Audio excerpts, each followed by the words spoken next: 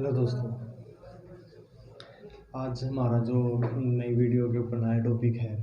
आज हम ये एक कंसेप्ट हमारा जो फ्रिक्शंस का हम उसके ऊपर डिस्कस करेंगे। आज फ्रिक्शन क्या होता है, कितने टाइप का होता है और उसके अंदर क्या क्या चीज़ें आती हैं, ये सारी चीज़ें डिस्कस करेंगे आज हम फ्रिक्शंस पे। और आपको अगर ये डेफिनेशन मैंने पहले इसलिए लिख दी क्योंकि अगर हम वीडियो के अंदर ही लिख देते हैं तो क्या होता है, वीडियो लंबी बन जाती है। तो लंबे बनने के कारण बोरिंग भी थोड़ा अजीब फील होते हैं। तो इसलिए हम इसको पहले डेफिनेशन से लिख के जो हमने अर्जेंट है, जो हमारे लिए इम्पोर्टेंट है उन चीज़ों के ऊपर, जैसे फ्रिक्शन है, टाइप्स हैं और उसके डायनेमिक फ्रिक्शंस हैं और उसके टाइप हैं, और एक ये लिमिटिंग फ्रिक्शंस है। ठीक है, इसके बारे में जो हम डिस्कस करेंगे वो हम अभी स्टार्ट करते हैं। जो वीडियो हमारी है इसी फ्रिक्शन से रिलेटेड। तो आज तो सबसे पहले हमारे पास समझने से पहले हमारे क्या है कि कोई भी एक सरफेस है, ये सरफेस है, इसके ऊपर ये बॉडी है बिल्कुल रेस्ट पोजीशन में।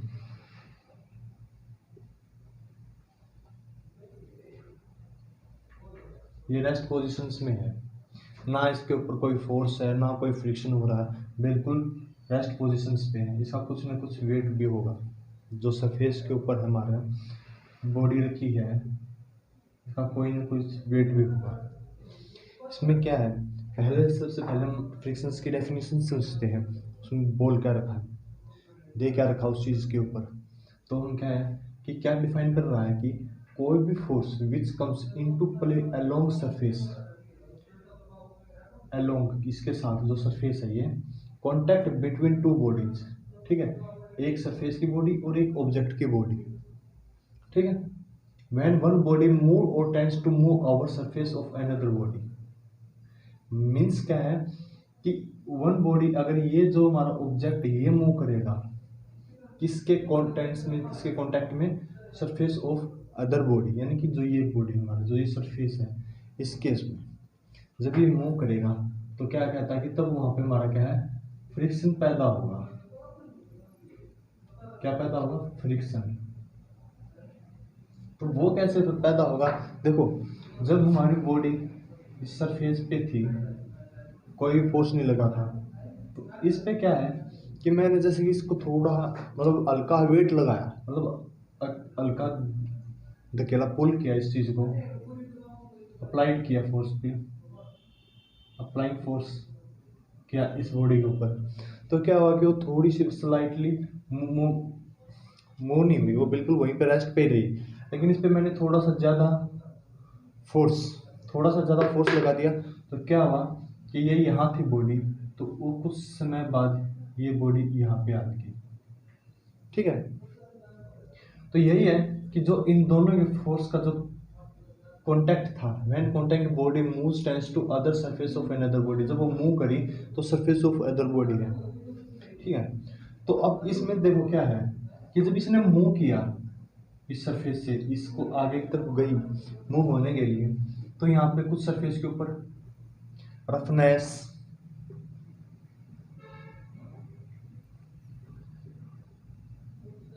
या कुछ इरेगुलरिटीज, ठीक है, रफनेस है, इरेगुलरिटीज है, वे प्रोड्यूस हुई। ठीक है, वे प्रोड्यूस हुई, तो उस प्रोड्यूस होने में क्या था कि जो हमारा जो फोर्स हुआ तो उसके साथ में हमारा फ्रिक्शन भी प्रोड्यूस हो गया। तब तक तो कुछ नहीं था, लेकिन जब वो फ्रिक्शन प्रोड्यूस हुआ वो किसके कारण, हमने फोर्स लगाया, उसने क्या किया, अपोज किया फोर्स का। उसने क्या किया कि उसकी जो मोशन है ना उसको थोड़ा हेल्प करा कि जो फ्रिक्शन है उसमें मोशंस मिलाने के लिए। हमने मोशंस मिलाने में क्या हुआ कि फ्रिक्शन हमने उसमें अपोज हुआ, अपोजिंग हुई, फ्रिक्शन प्रोड्यूस हो गया इसकी उल्टी साइड में। तो ये मेन कारण है कि जब भी कोई फोर्स लगेगा किसी भी बॉडी के ऊपर, ठीक है, तो अपोज करेगा फ्रिक्शन क्या, उसकी उल्टी डायरेक्शन में। और यहाँ पे हमारा जो देखो पहले क्या थी, हमारी जो बॉडी थी बिल्कुल स्ट्रेट थी यहाँ पे, तो यहाँ पे क्या जो हमारा जो फोर्स है वो जो हमारा फोर्स है वो हमारा जीरो होगा। कई क्या होता है कि कई कोई पी एफ से भी फोर्स को डिनोट करते हैं, कोई पी से भी डिनोट करते हैं, ठीक है। वो उसका कंटेंट में लिखा मिलेगा ये फोर्स है, ये भी फोर्स है, ठीक है। लेकिन अब हमारा क्या है कि यहाँ पे थोड़ा चेंज करना पड़ता है हमें, क्योंकि इसमें फ्रिक्शन को हम जो हमारा फ्रिक्शन है इसको एफ से भी डिनोट करते हैं, ठीक है। और इसमें एक कोफिशिएंट ऑफ फ्रिक्शंस भी होता है जो ये म्यू होता है, ठीक है। तो इसको भी हमें अलग है, इनके अलग अलग नाम हैं, अलग जीरो होगा। तो अब देखो अब हमारी क्या है कि इसमें एक कंडीशन और पैदा होती है, जो ये हमारा सरफेस है हॉरिजॉन्टल है, ठीक है। यहाँ पे कोई भी बॉडी पहले से मतलब मान लो कि एग्जांपल के तौर पे लेके चलता हूँ इस चीज को,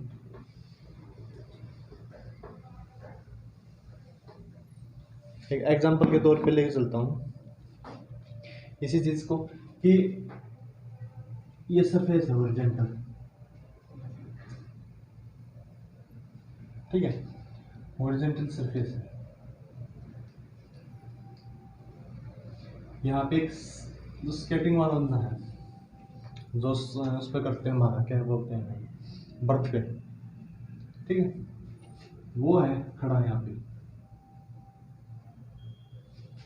यहाँ पे खड़ा है वो, ठीक है।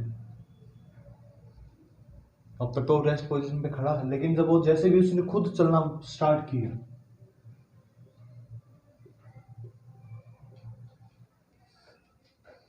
तो यहाँ पे हमारा क्योंकि उसने स्टार्ट किया तो फोर्स हमारा किस तरफ लगा, इस डायरेक्शन में लगा, जो हमारा फोर्स है वो इस डायरेक्शन में लगा, और जो मेरा फ्रिक्शन है वो इस डायरेक्शन में लगा, ठीक है।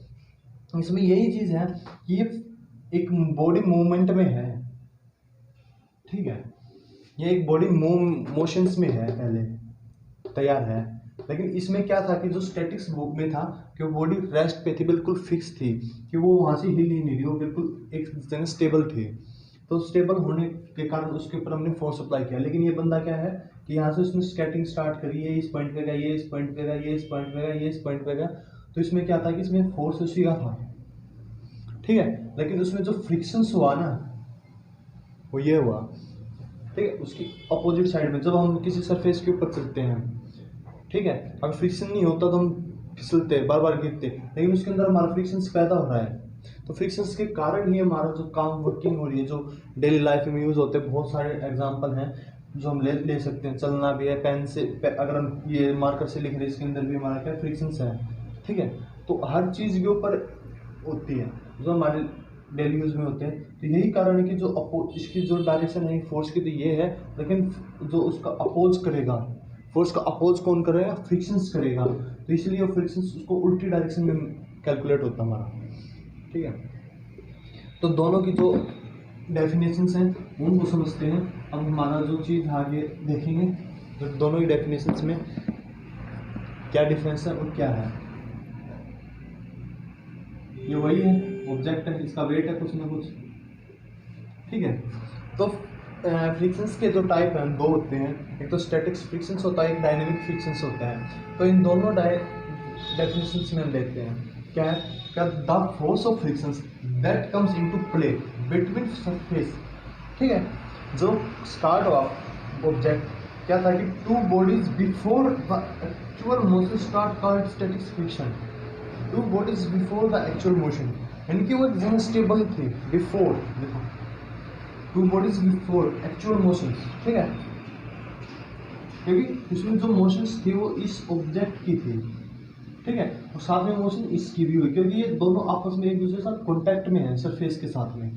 तो इसलिए जो फोर्स लगा वो यहाँ से लगा, इसके ऊपर पुल किया हमने, तो अप्लाइड फोर्स किया, तो ऑब्जेक्ट कहाँ गया हमारा, इस पोजीशन पे आ गया फोर्स लगाने के बाद में, ठीक है।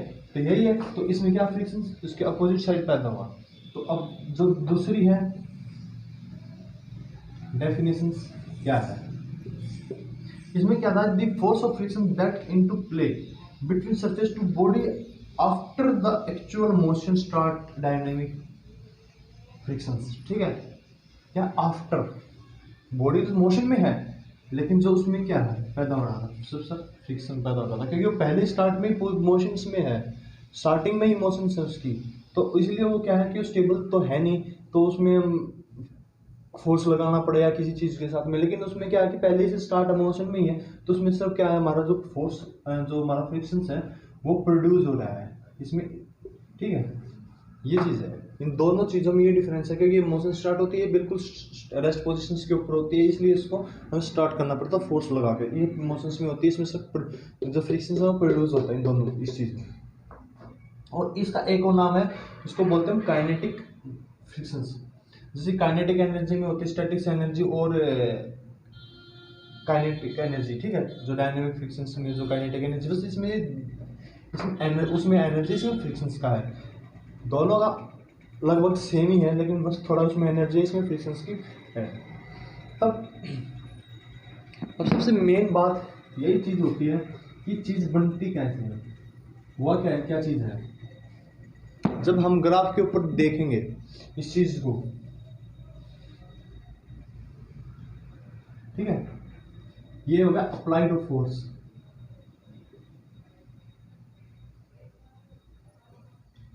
और ये हो गया मेरा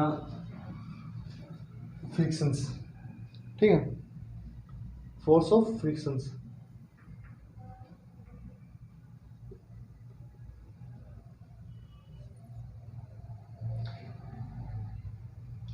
ये चीज़ है, ये सबसे बड़ी, इसी से हमारा जो सारी चीज़ें हैं वो ग्राफ से रिप्रेजेंट होगी, और इसी से अच्छे से समझ में आता है कि डिफरेंस क्या है इन चीज़ों में, ठीक है। तो फर्स्ट क्या है कि ये तो ओरिजिन पॉइंट ही है, तो हर एक चीज़ का ओरिजिन पॉइंट ही माना जाता है कि जो हमारा स्टैटिक्स, पहले हम बात करते हैं स्टैटिक्स फ्रिक्शंस। स्टैटिक फ्रिक्शंस क्या है, एक सेल्फ एडजस्टिंग है, ठीक है। जो सेल्फ एडजस्टिंग मतलब है कि जो उसका मैग्नीट्यूड और जो उसका फोर्स वो सेम डायरेक्शंस में ही है, ठीक है। और जो जिसकी बॉडी है, इसमें जो फोर्स भी इसी डायरेक्शन में लग रहा है, और इसका जो मैग्नीट्यूड है वो भी इसी डायरेक्शन में लग रहा है। तो यहाँ पे हमारा क्या था कि फोर्स जीरो हो रहा था, ठीक है, फोर्स जीरो हो रहा था। तो ये दोनों चीज हैं। तो अगर हम एक कोई भी बॉक्स है,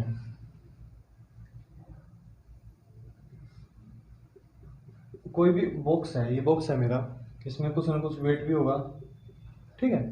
इसके ऊपर मैंने वेट लगाया, हल्का ना कोई क्या, कोई इफेक्ट नहीं पड़ा इस चीज़ के ऊपर, लेकिन इस पर मैंने थोड़ा ज़्यादा लगा दिया फोर्स, तो क्या हुआ, इसने मूवमेंट कर दी, ये यहाँ से यहाँ आ गया, इस पोजीशन से इस पोजीशन पे आ गया, इस सरफेस पे आ गया, क्योंकि इसमें जो स्लाइटली मूवमेंट पैदा हुई है।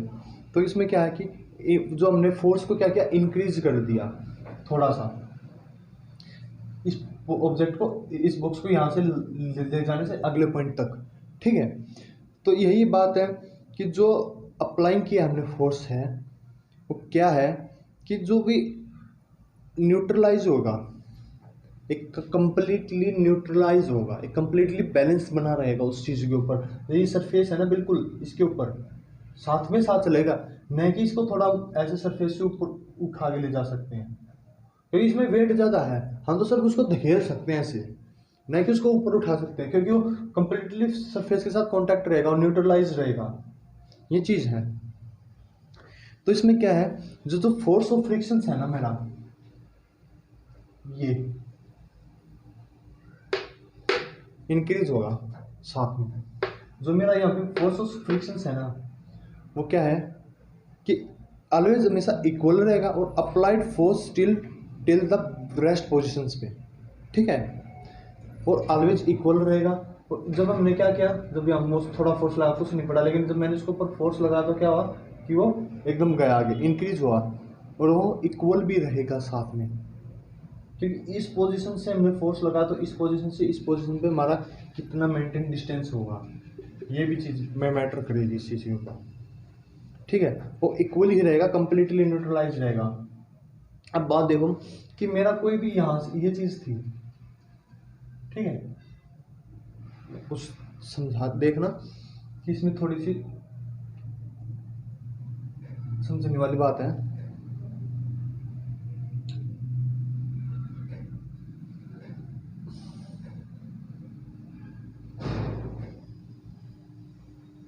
ये चीज, ठीक है, एक स्टेज है यहाँ पे, एक स्टेज आ गई, जो बॉडी मूव हुई है हमारी जस्ट टू कम, ये यहाँ से यहाँ तक बॉडी मूव हुई है, ये जिसकी स्टेज है, ठीक है। ये यहाँ तक मेरा स्टैटिक फ्रिक्शन था और यहाँ पे मेरा डायनामिक फ्रिक्शन बन गया, ठीक है। इस चीज में ये चीज होगी मेरी। अब जो बोला कि जो इंक्रीज इंक्रीमेंट्स हुआ है जो इस चीज के अंदर फोर्स ऑफ फ्रिक्शन और अप्लाइड फोर्स के ऊपर, ठीक है। एक जो स्टेज विल बी, एक स्टेज आई जिसपे कि जस्ट अबाउट टू मूव हुआ, मतलब थोड़ा मूव हुआ, ये ऑब्जेक्ट यहाँ से यहाँ था, ये थोड़ा सा मूव हुआ, ठीक है, यहाँ तक पहुंचा। फिर उस पर क्या हुआ कि जो फोर्स ऑफ फ्रिक्शन है ना, ये इसकी एक मैक्सिमम वैल्यू बन गई, एक मैक्सिमम वैल्यू बन गई जिसको हम ये यहां से यहां तक आया लिमिटिंग फ्रिक्शंस बोलते हैं,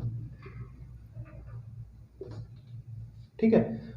पहले तो फोर्स हमारा स्टैटिक्स पे था, बिल्कुल न्यूट्रल पे था, उसमें थोड़ी मोमेंट करी हमने, फोर्स लगाया, तो फोर्स लगाते क्या हुआ कि उसमें एक मैक्सिमम वैल्यू पे लगी, उसके अंदर हमने एक मैक्सिमम थी, क्योंकि हमें देखो एक तो हम ज़्यादा एकदम जोर से लगा दे तो ले चली जाएगी, लेकिन एक हम कांस्टेंट स्पीड से, मतलब कांस्टेंट फोर्स लगाएंगे ना, तो वो आराम से मूव करेगी।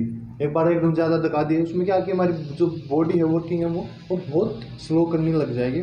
तो यही है कि अब अगर हम एक लिमिटिंग फ्रिक्शंस, अगर हम कोई भी मैक्सिमम फोर्स लगाते हैं या वैल्यू है, तो जो वैल्यू है मैक्सिमम फोर्स की, जो फोर्स की मैक्सिमम वैल्यू आएगी वो एक लिमिटिंग फ्रिक्शंस के अकॉर्डिंग आएगी, ठीक है।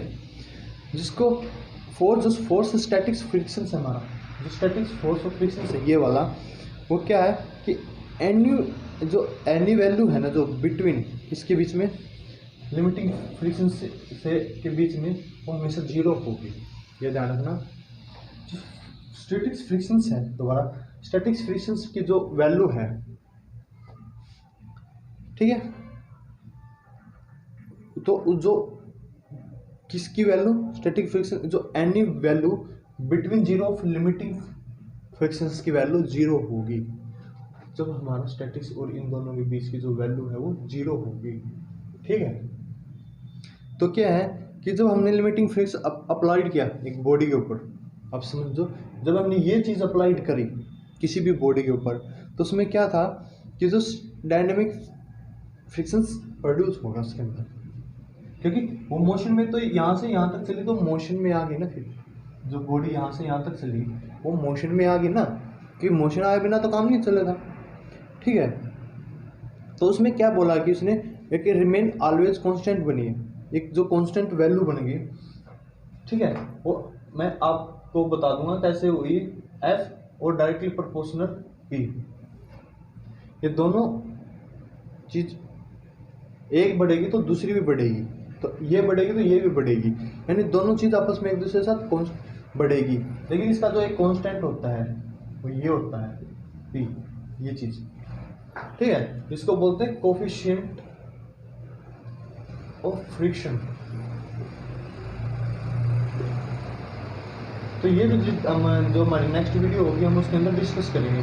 जो मेरा लिमिटिंग फोर्स है इसकी डेफिनेशन देखो क्या है, it is that the frictions of maximum value of statics friction. देखो क्या बोला कि जो मैक्सिमम वैल्यू होगी ना स्टैटिक्स फ्रिक्शंस पे होगी, विच कम्स इनटू प्ले, अगर उसके अंदर कुछ मूवमेंट आई तो body will be just become slide of surface of another body, यानी कि वो मोशन में आ गई फिर, ठीक है। मैक्सिमम वैल्यू से हमारी क्या मोशन में वो चेंज हो गई और उसकी एक सरफेस में कांटेक्ट वो आगे अपना फोर्स लगाती रही, जो डायनेमिक फ्रिक्शंस के अकॉर्डिंग है हमारा, ठीक है। तो ये चीज़ है। अगर आपको ये वीडियो अच्छी लगी हो तो इसको लाइक करें और चैनल को सब्सक्राइब करें और वीडियो का शेयर करें। Thanks for watching.